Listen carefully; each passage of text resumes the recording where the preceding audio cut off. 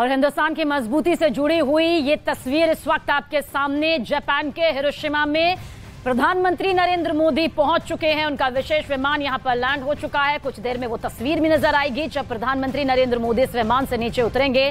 दरअसल 3 देशों की यात्रा, 6 दिवसीय यह यात्रा है और इस दौरान बड़ी तस्वीरें नजर आएंगी, बड़ी बैठकों को लेकर 40 से ज्यादा बैठकें जो होंगी। लेकिन इस वक्त हिरोशिमा से तस्वीर यह बताती है कि G7 समिट में हिस्सा लेने के लिए प्रधानमंत्री नरेंद्र मोदी यहां पर पहुंचे हुए हैं।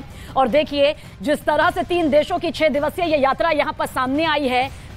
सबसे पहले जापान और उसके बाद यहां से एक मजबूती भरी तस्वीर के बाद पापुआ न्यू गिनी, जहां पर पहली बार कोई भारतीय प्रधानमंत्री अपनी यात्रा करता हुआ नजर आएगा, क्योंकि इससे पहले कोई भी भारतीय प्रधानमंत्री जो है वो पापुआ न्यू गिनी नहीं पहुंचा। और उसके बाद ऑस्ट्रेलिया का भी दौरा आएगा और करीब इस दौरान 40 से ज्यादा बड़ी बैठकों में भारतीय प्रधानमंत्री नरेंद्र मोदी हिस्सा लेंगे। यानी कि हिंदुस्तान की मजबूती जहां राष्ट्रीय और अंतर्राष्ट्रीय स्तर पर लगातार बढ़ती रही है, उसकी तस्दीक करती हुई जापान के हिरोशिमा से यह सबसे ताजा तस्वीर, न्यूज़ 18 एक्सक्लूसिव तस्वीर जो इस वक्त आपके सामने मौजूद है, नजर आएगी। और इस दौरान करीब 24 से भी ज्यादा वैश्विक दिग्गज नेताओं के साथ उनकी मुलाकात होगी। इस दौरान भारतीय समुदाय को भी वो संबोधित करते हुए नजर आएंगे। तो बहुत से विशेष कार्यक्रम हैं।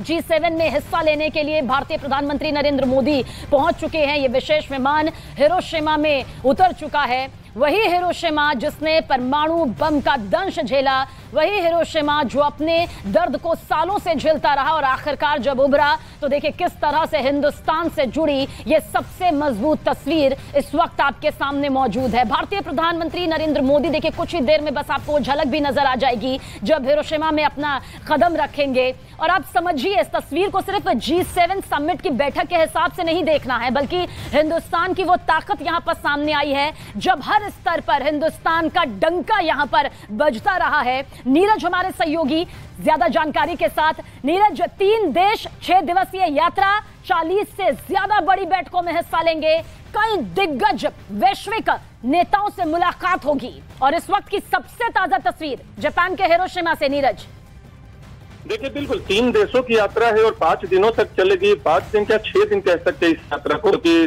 24 की तारीख को वापसी है। लेकिन 3 दिवसीय हिरोशिमा यात्रा के दौरान प्रधानमंत्री नरेंद्र मोदी G7 3 सत्रों में, अलग अलग सत्रों में हिस्सा तो लेंगे ही, लेकिन कई नीरज आपको रोकना चाहूंगी। यहाँ पर प्रधानमंत्री नरेंद्र मोदी बस अपने विशेष विमान से नीचे उतर रहे हैं और सबसे पहले तस्वीर जो हमारी भारतीय संस्कृति को सबसे पहले दिखाती है, हाथ जोड़ते हुए, अभिवादन स्वीकारते हुए, अभिनंदन करते हुए प्रधानमंत्री नरेंद्र मोदी देखिए उतर रहे हैं। न्यूज़ 18 एक्सक्लूसिव तस्वीर इस वक्त जापान के हिरोशिमा से आपके सामने मौजूद है।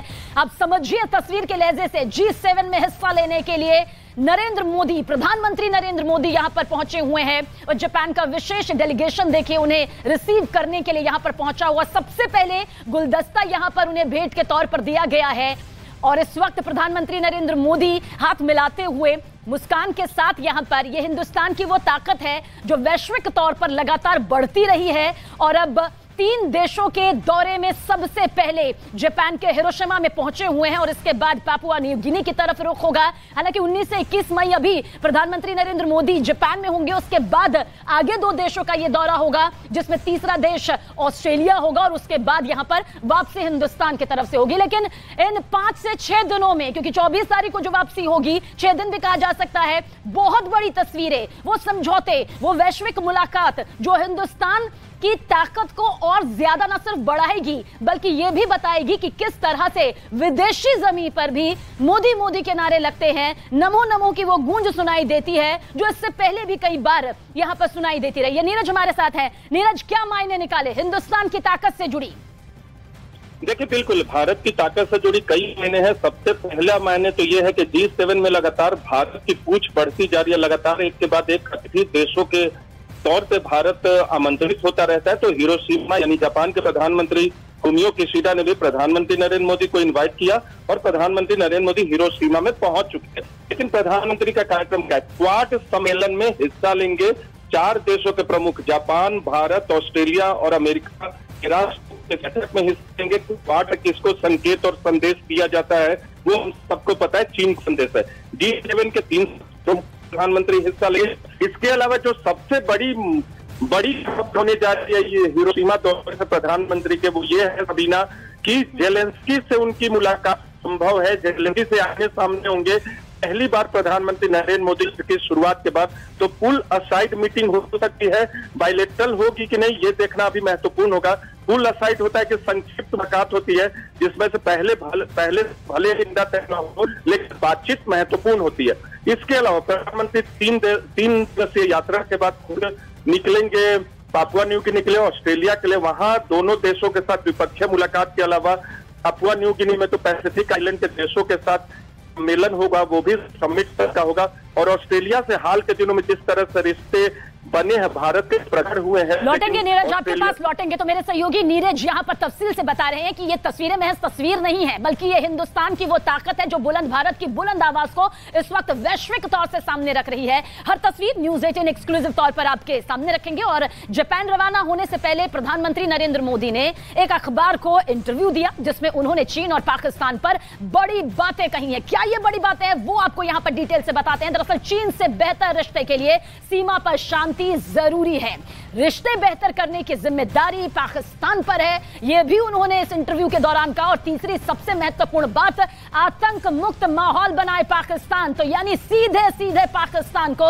यह चेतावनी कहिए, संदेश कहिए, हिंदुस्तान कदम आगे बढ़ाते हुए आतंकवाद को लेकर अपना रुख हमेशा से स्पष्ट करता आया है। और इसी के साथ प्रधानमंत्री नरेंद्र मोदी ने कहा कि आतंक मुक्त बनाए जो माहौल है यहां पर, वो पाकिस्तान की यहां पर जिम्मेदारी बनती है। रिश्ते बेहतर करने की जिम्मेदारी पाकिस्तान पर यहां पर है। तो देखिए, ये जो तस्वीर यहां से सामने आती है वो ये बताती है कि G7 की बैठक में, इस शिखर सम्मेलन में शामिल होने के लिए प्रधानमंत्री नरेंद्र मोदी जापान के हिरोशिमा पहुंच गए हैं। और इस दौरान जिन वैश्विक दिग्गजों के साथ मुलाकात होगी, इसमें भी हिंदुस्तान का वो बेखौफ रवैया नजर आएगा, जिसके बारे में जानकारी इस वक्त हम नीरज से लेंगे।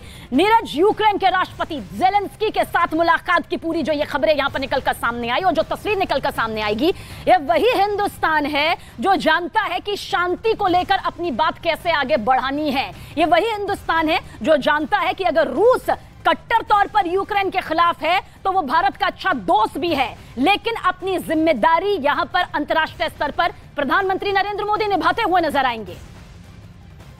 देखिए, बिल्कुल शांति का कितना बड़ा समर्थक है भारत और अहिंसा का, उसका उदाहरण आपको कल एक इवेंट से पता चल जाएगा। प्रधानमंत्री नरेंद्र मोदी हिरोशिमा में महात्मा गांधी की प्रतिमा का अनावरण करेंगे क्वाड सम्मेलन के बाद। क्वाड सम्मेलन खत्म होने के बाद कह सकते हैं कि जो हिरोशिमा में प्रधानमंत्री का महत्वपूर्ण कार्यक्रम है उसमें पहला कार्यक्रम महात्मा गांधी की प्रतिमा का अनावरण है। जेलेंस्की के मुलाकात में जाहिर सी बात है प्रधानमंत्री नरेंद्र मोदी भारत के रुख को दोहराएंगे और जेलेंस्की प्रधानमंत्री नरेंद्र मोदी से दोहराएंगे वो उनके शांति के एजेंडे का समर्थन करे और रूस पर दबाव बनाए कि वो इस युद्ध को खत्म करे। क्योंकि G7 के देश और पश्चिमी देश भी बार बार ये कहते हैं सबीना कि युद्ध खत्म करने की जिम्मेदारी रूस की है। अगर यूक्रेन खत्म करना है तो यूक्रेन खत्म हो जाएगा। तो प्रधानमंत्री नरेंद्र मोदी जो एससीओ के मंच पर खुद पुतिन के सामने कह चुके हैं कि ये युद्ध का काल नहीं है, वो जेलेंस्की के सामने भी दोहराएंगे कि कूटनीति और वार्ता से पूरे युद्ध का समापन होना चाहिए। भारत अपनी रक्षा के लिए प्रतिबद्ध। चीन पर प्रधानमंत्री नरेंद्र मोदी का ये बड़ा बयान भी नीरज सामने आया है। ये वही चीन है जिसे बड़ी दिक्कत हो रही है, जो पाकिस्तान का साथ देते हुए नजर भी आता है, क्योंकि G20 का सम्मेलन श्रीनगर में अब शुरू होने वाला है, जिस पर पूरी दुनिया की भी निगाहें टिकी हुई हैं। हालांकि इसे लेकर भारत अपना रुख भी पूरा कर चुका है, लेकिन भारत अपनी सुरक्षा के लिए प्रतिबद्ध है। प्रधानमंत्री अगर नरेंद्र मोदी अपने इंटरव्यू के दौरान ये कहते हैं तो सीधा सीधा संदेश वो जाने से पहले ही दे देते हैं।